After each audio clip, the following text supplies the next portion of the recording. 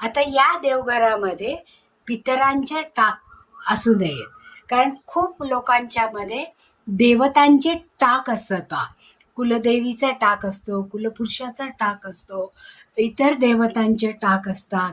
मग अशा वेळेस त्या टाकांमध्ये पितृंचे म्हणजे घरामध्ये ज्या व्यक्ती आपल्या घराण्यातल्या मोठ्या व्यक्ती मृत झालेल्या आहेत, त्या मृत झाल्यानंतर त्यांच्या नावाने टाक बनवतात आणि त्याला पितृटाक म्हणतात. पण ते असे पितृटाक देवघरात असू नयेत, कारण जेव्हा जेव्हा देवघरात असे पितरांचे टाक असतात त्यावेळेस आपण त्या मृतात्म्यांना गती मिळवून देत नाही. त्यांना आपण इथेच पृथ्वीवर अडकवून ठेवतो, म्हणजे त्यांना ना पुढचा जन्म घेता येत ना त्यांना मुक्ती मिळते.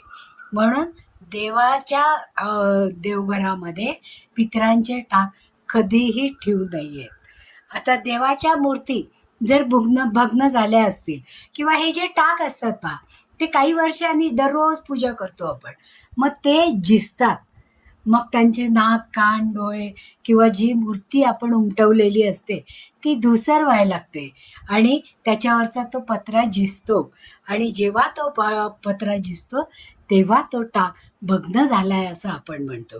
मग अशा वेळेस या देवतांचे टाक हे आपण आयदर विसर्जन करू शकतो किंवा तेच टाक चांदीचे जर असतील, चांदीचे भरीव टाक असतील, तर ते वितळून पुन्हा नवीन टाक बनवून त्याच्यात प्राणप्रतिष्ठा करून आपण आपल्या देवघरांमध्ये ते ठेवू शकतो.